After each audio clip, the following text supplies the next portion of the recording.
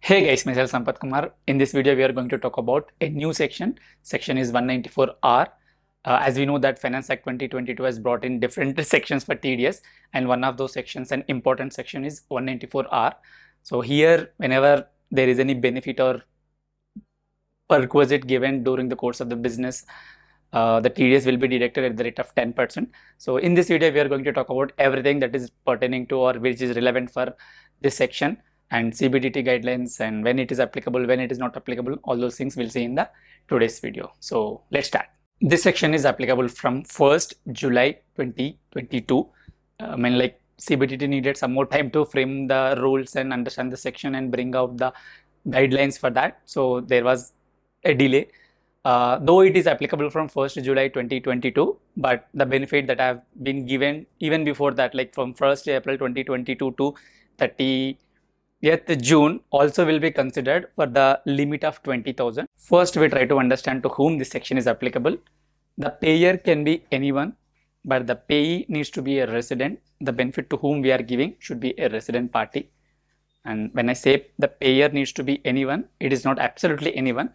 In case of individual and HUF, it is applicable only when the previous year's turnover is more than 1 crore if it is a business or more than 50 lakh if it is a profession. CBDT has come up with the guidelines relating to this section. They have given different scenarios where it is applicable and where it is not applicable. So there are probably like 10-12 cases and we'll see all of them one by one. The first thing is that it is applicable or TDS needs to be deducted irrespective of whether that is income or not to the other party or whether it is taxable or not to the other party. So what I mean by that, if I'm a manufacturer and I'm giving some benefits or some items to my distributors, so and the value is more than 20,000, I need to deduct the TDS at the rate of 10% under section 194R. So I need not check whether it is taxable or not to the other party. Generally, it is taxable. If you go to the PGBP section 28, as per charging section, it is taxable for them. But even without checking whether it is taxable or not, you have to deduct the TDS when you are giving that benefit to them. So take an example that you are giving a benefit to them, but there is no cash component of it. Then what is a case? Okay, what is the situation? You need to deduct the TDS at the rate of 10%. Take an example, I'm giving a benefit of 50,000. So 50,000 multiplied by 10%. So 5,000 needs to be deducted before I give this benefit to the distributors. Okay, so the chances that they might not be ready to pay that 5,000 rupees, or it is awkward for me also to collect 5,000 and give the benefit. So in that case, I need to do the gross up. So what I mean by gross up, 50,000 divided by 90%. So again, you do the calculation. That is called gross up minus 10%. So the 10% I will be paying to the government. So the first thing that we have understood from the CBDT guidelines is that irrespective of whether it is income or not to the other party, you need to deduct the TDS at the rate of 10%. And one more thing, if you are giving free samples to your distributors or dealers or any other party during the course of the business, any benefit of that sort, should you deduct the TDS or not depends upon various circumstances. Like if you are giving a cash discount to someone, there is no need for you to deduct the TDS. So what I mean by that, I sold goods worth of 5 lakh rupees to a customer. Maybe the customer is making the early payment, okay, or maybe he is complaining about the bad quality. So I am giving a discount of 10% example. So should you deduct TDS on the 10% portion, like 5 lakh multiplied by 10%, so 50,000. So this is more than 20,000, right? So should you deduct TDS on the cash component or the discount portion? Bole to not required, because if that is the case, India mein nobody can do the business. There will be a lot of transactions. You will be giving a cash discount, quantity discount of this sort. So whenever there is a quantity discount also, you will not be deducting the TDS. So one example, so I'm giving an offer to my dealers or distributors, something like that. You buy 5 products, I'll be giving you the 6th product free. So that 5:1. If you buy 5 products, I'll be giving you 6th product. Okay. So should you deduct TDS on that one quantity portion? Bole to it is not required. The reason is that that's how the discount schemes work, and if you treat that also a perquisite then it is not a good way of doing the business. So it is discouraging for the businesses also. So that is the reason why there is no TDS on the quantity that you're giving. And the next interesting point is the manufacturers generally conduct the seminars or events, or they sponsor some trips to the foreign country. So I mean, like everybody individually, they are getting their benefits. Example, you might have seen this: if you achieve this sales target, I will be taking you to some country. I mean, maybe especially in the case of insurance, you will be seeing that if a manufacturer is giving a benefit in the form of an event or a foreign trip, and it is given to everybody in that group, and the value is more than 20,000, then the question comes, should there be TDS on this? Again, it depends upon whether that is in the normal course of business, or is it like you are doing so that you are promoting the product, or you are checking whether the product is been accepted by the customers, or you are taking a feedback from them, or you are just giving a training to your distributors or the partners, then that's fine. But if it is in the nature of something that you are giving them as a perquisite. So what do you mean by that? Normally we are in Hyderabad and my manufacturing location is also in Hyderabad. I have distributed somewhere nearby states. Okay. So if I'm conducting a seminar or if I'm conducting an event and everybody is coming, so I can say this is part of my business. There should not be any perquisite on this.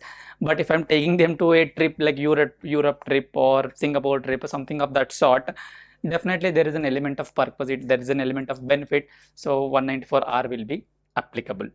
Again comes the second question. Okay, if you don't send your partners to outside country, TDS cannot be deducted. I mean, TDS 194R cannot be applicable. Is it the case? Answer is no. Even in India or within India also, you are conducting an event or you are conducting a program and different partners are coming there, and if they are staying there for more than what is sufficient, again you can say that is a perquisite. What do you mean by that? I am conducting a program on 10th April. So I can give their hotel tickets or traveling and all these benefits, and the stay in the hotel also can be for the 10th April, 9th April and 11th April. Okay, so one day before the event, one day after the event, if I'm giving them the benefits of this sort like staying and lodging and all, then that will be treated as if it is a part of the event only, if it is part of the business transaction, and TDS should not be applicable in that case. But take another case that just for namesake we are conducting an event on 10th April, but employees can stay in that hotel for 7 days. Okay, there is absolutely no need for them to stay there for 7 days to attend one day of the event, right? So there is an element of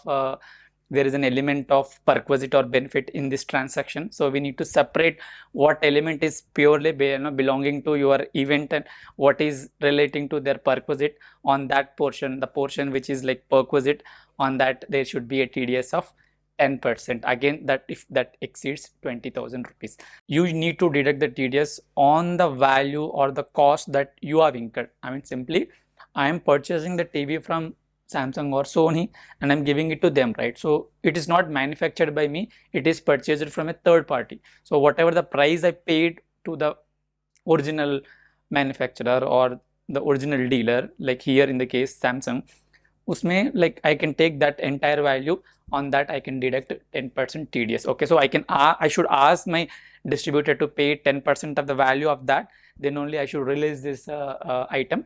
Or else if you find that is awkward for you to do it, you gross it up. Just now I told you how you can gross it up and then release the item to the distributor, and the TDS portion you need to pay to the government, like how you do it for the other transactions. But now comes the question, what if you are own manufactured? Okay, you are manufacturing the product on your own, then on what value you will be distributing? Example, we are only manufacturers of TV and we are only giving one of the TVs to our distributors because he has achieved a certain target. Then what is the price that I would normally sell a product to a product in the market? That is a value on which I need to deduct 10%, or I should ask the distributor to pay 10% of the value to me, and then I can release that. Okay, and an interesting question here is that should you include GST component? In earlier example, the Samsung example, the cost of the TV was 1 lakh, and assuming that 18% is a GST, so 1,18,000 is the total price I paid to the Samsung. So now should I deduct to 10% on 1 lakh or 1,18,000? The answer is 10% on 1 lakh only base price, not on the GST component. Generally, that's what we do for every other transaction also. GST we will exclude because we will be getting the credit on that. And now comes then one more interesting thing, that I am the manufacturer of a pharmaceutical company. Okay, so we are a pharmaceutical company and we are manufacturing one product, and we are giving some benefits or some perquisites to an employee or a doctor, to be specific. So now should you deduct TDS under 194R as a manufacturer or not is again a different debatable or discussable point. Here it depends upon if you are making this benefit to a doctor who is an employee of a company. Example, we have Yashoda in Hyderabad. Okay, I'm the manufacturer of some product. So because the doctor is kind of suggesting our products more, I want to appreciate him, or I want to benefit him with some TV. Again, example, 1 lakh a TV. So if I am giving the benefit to the doctor of Yashoda, so now should I deduct a TDS while giving this to him, or should I deduct it to, should I ask the Yashoda company, like the hospital, to pay money to me, or should I ask employee to pay it to me? Okay, it depends upon whether the doctor is a full-time consultant or whether the doctor is an employee of Yashoda, because in today's times, like doctors, they have their own practice, they just do the consultation in different hospitals. Okay, so if one of the doctors is just a consultant, then while I'm releasing this TV to the doctor, I will ask that person to pay 10% under section 194R as this section. But in case if the doctor is an employee of Yashoda, then I should not ask the doctor to pay it to me, rather I should ask the company to, I mean like Yashoda, to pay it to me, because this is a benefit I'm giving it to the Yashoda, not to employee. Yes, ultimately the TV will be enjoyed by the doctor only, but the doctor, I'm giving it to the doctor because he's working for that company, right? So I should ask company to pay me the 10% TDS on that. Then after that, the hospital will later will be giving it to the employee. So it is like a two transaction. One is between manufacturer and the hospital, 194R will be applicable, and between hospital and the employee, 192 will be applicable, because anyway the employer is giving to employee, so perquisite it will be taxable under 192. Okay, I hope it is understood. Now the most important point is audit reimbursement expenditure. We all know that auditor has to travel to different places, and he has to stay in hotels nearby that particular location so that he conducts his audit and delivers the goods in time. So now the question is that when the company is paying for the stay expenditure of the auditor, should there be TDS under section 194R or 194J? Okay, it depends upon on whose name the bill was booked. Example, I am the company, there is a hotel and the auditor is staying there. So if the hotel is giving the bill in the name of the auditor, so it is a transaction between the hotel and the auditor, but the amount is directly paid by the company, so it is a perquisite. In this case, 194R will be applicable. Take other way, I am not making any payment, auditor is staying there, is taking the bill, is only paying to the hotel, and is including that in his total fees that he will charge at the end of the year. So out of pocket expenditure kind of a thing. So now when I pay the amount, 194J will be applicable. So it all comes down to on whose name the bill was booked. Okay, take other way, auditor is coming from Mumbai, so he is not really conversant with Hyderabad hotels. So I am only booking a hotel in Hyderabad, so that the auditor comes and stays in that hotel. The invoice will be given to the company only. So it's a transaction between the company and the hotel. So there is no perquisite element here. Okay, it is generally as per my business normal course of action, right? So then there won't be any 194R. Maybe the contract between the company and the hotel 194C would be applicable, but 194R has no relevance here. It only comes into picture when auditor incurs the expenditure and the bill is in the name of the auditor and the money is paid by the company, then only it is applicable. And there are few more cases where 194R will not be applicable. If you are giving these benefits to any government hospitals and all, then there is no question of 194R. And one more thing, there is any waiver or relinquishment or settlement of a loan, then again it is not a perquisite. So what do you mean by that? All big people, they take loans, right? So once they take a loan of 100 crores, they don't pay, obviously. At some point of time they will kind of reshuffle the loan, and there would be some settlement or there would be a reduction in the value.